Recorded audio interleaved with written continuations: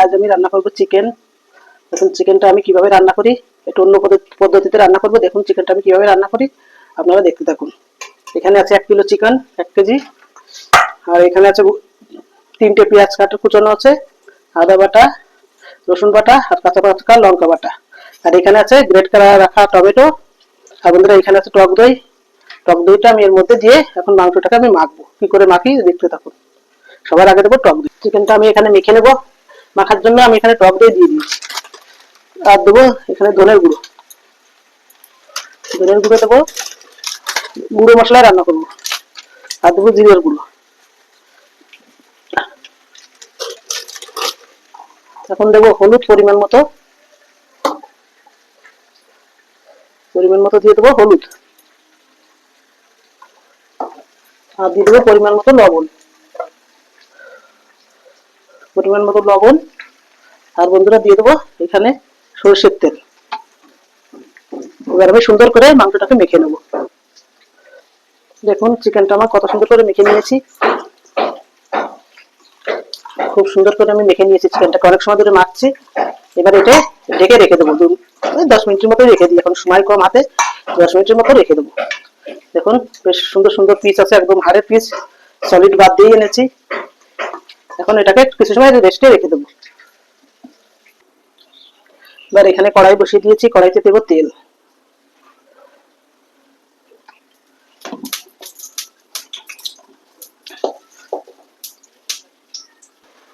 এখানে আমি শুকনো লঙ্কা নিয়ে নিয়েছি, শুকনো লঙ্কা ফোড়নে দেবো।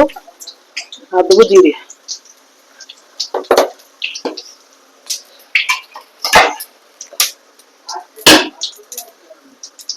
এখন ফোড়নটা দেওয়া হয়ে গেছে। এবার এর মধ্যে দেবো কুচনো পেঁয়াজ।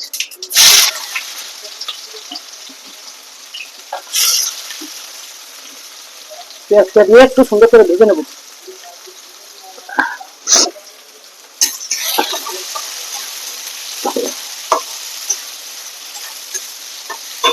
সুন্দর করে ভেজে নিই পেঁয়াজটা লাল করে ভাজা হয়ে গেছে। এবার এর মধ্যে আদা রসুন আর লঙ্কা আমি একসঙ্গে দিয়ে দেবো।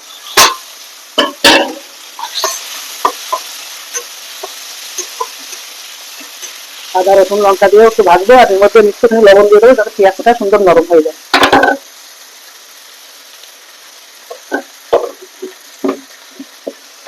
মশলাটাকে সুন্দর করে ভেজে নেবো। এবার টমেটোর পিউরিটাও দিয়ে দেবো।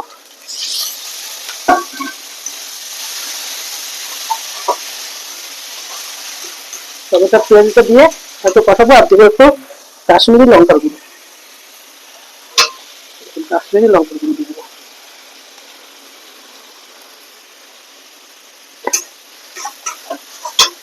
কাশ্মীরি লঙ্কার গুঁড়োটা সম্পূর্ণ কালারের জন্য। দেখুন বন্ধুরা টমেটো দিয়ে সুন্দর কষানো হয়ে গেছে মশলাটাকে। এবার আমি দেবো এর মধ্যে মাংসটা ঢেলে দেবো। ম্যারিনেট করে রাখা মাংসটা আমি এবার ঢেলে দেবো।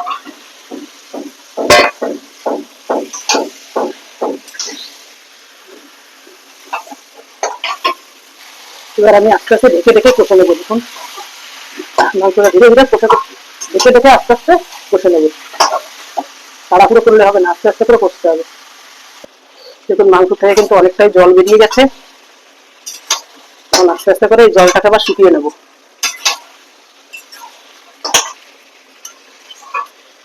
দেখুন দেখতে কেমন লাগছে। দেখুন কত সুন্দর কষা হয়ে গেছে, একদম তেল সব আলাদা হয়ে গেছে, সুন্দর কষা হয়ে গেছে মাংসটা। দেখুন এই পর্যায়ে এই যে ফুটে রাখা কটা গোলমরিচ এর মধ্যে দিয়ে দেবো। এই গোলমরিচটা যখন মুখে পড়বে খেতে কিন্তু দারুণ লাগবে।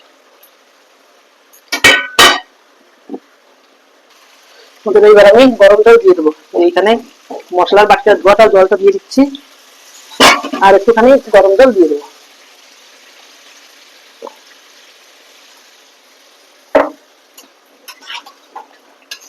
মাংসটা মোটামুটি 70% সেদ্ধ হয়ে গেছে। আর একটুখানি রান্না করলেই হয়ে যাবে। পোল্ট্রির মুরগি রান্না করতে কিন্তু বেশি সময় লাগে না, সিদ্ধ হতেও অল্প সময় সিদ্ধ হয়ে যায়, সেটা তো সবাই জানেন। এবার জল দিয়ে দিয়েছি, দেখুন মাংসটা ফুটতে শুরু করেছে। এবার আমি আবার ডেকে দেবো। এখন আস্তে আস্তে হতে থাক। চাপাটা খুলে একটু নাড়িয়ে দিলাম। দেখুন আর 2-5 মিনিট হলেই হয়ে যাবে। অনেকটাই জল কমে এসেছে, আর 2-5 মিনিট হলেই হয়ে যাবে। আর 2-3 মিনিট স্রেফ।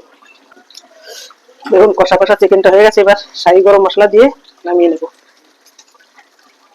একদম কষা কষা করেছি।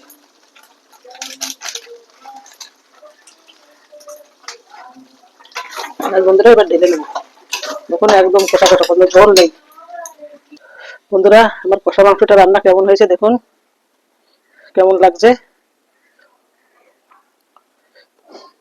মানে একদম শুকনো শুকনো করে রেঁধেছি।